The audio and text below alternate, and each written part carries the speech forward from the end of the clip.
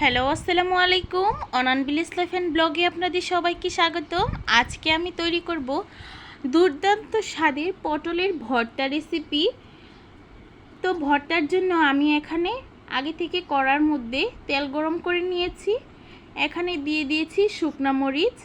এই ভর্তাটা তৈরি করতে শুকনা মরিচই লাগবে আমার। আমি এখানে শুকনা মরিচগুলো সুন্দর করে ভেজে নিচ্ছি।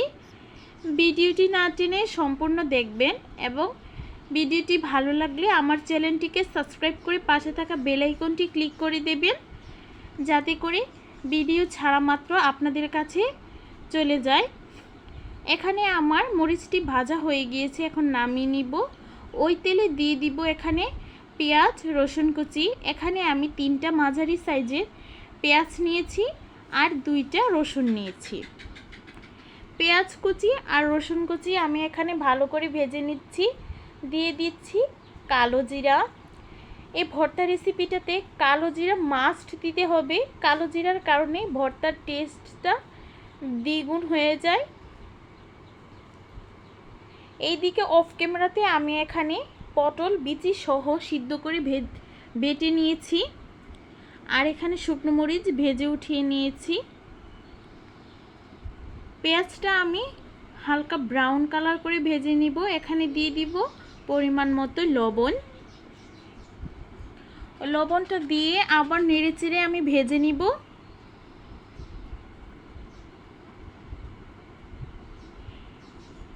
পেঁয়াজটা আমার ব্রাউন কালার হয়ে ভেজে আসার পর এখানে দিয়ে দিব পটলের পেস্ট। পটলের পেস্ট আপনারা ব্লেন্ডারে দিয়েও করতে পারবেন বা পাটায় দিয়েও করতে পারবেন। আমি এখানে পাটায় বেটে নিয়েছি। পটলটা পেস্ট করার সময় এখানে কোনো পানি ব্যবহার করা যাবে না। এখন আমি পেঁয়াজ রসুনের সাথে পটলের পেস্টটা ভালো করে নেড়ে মিশিয়ে নেব। এখন এতে দিয়ে দিব পরিমাণ মতো হলুদ, দিয়ে দিব সামান্য পরিমাণ মরিচের গুঁড়া, ধনের গুঁড়া দিয়ে ভালো করে অনবরত এটা নাড়তে থাকবো যতক্ষণ না পর্যন্ত মশলার সাথে ভালো করে মিশে যাচ্ছে। এই পটলের ভর্তার রেসিপিটা ট্রাস্ট মি, যে পটল জীবনে কখনো খায় নাই সেও এই ভর্তাটা খেয়ে চেটেপুটে ভাত খাবে। ভালো করে আমি মিশিয়ে নিচ্ছি।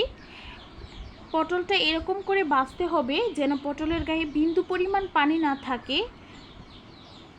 এইদিকে ভেজে রাখা শুকনা মরিচ থেকে আমি 2-3টা শুকনা মরিচ সরিয়ে রেখে দিব। আর শুকনো মরিচগুলো আমি ভালো করে এখানে গুঁড়ো করে নিব হাতের সাহায্যে। এটা আমি লাস্টে দিয়ে দিব।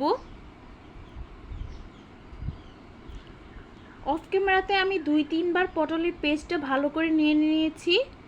এটা অনবরত নাড়লে নিচ থেকে লেগে যাবে।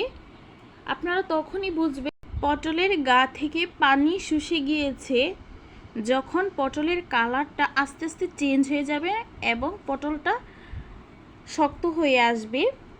এখন পটলটা আমার ভাজার শেষ পর্যায়ে এখন ওই পেস্টে দিয়ে দিব শুকনো মরিচের গুঁড়ো। এখন ভেজে রাখা শুকনো মরিচের গুঁড়োটা দিয়ে আমি ভালো করে কিছুক্ষণ ভেজে নিয়েছি। এখন আমি নামিয়ে নিব।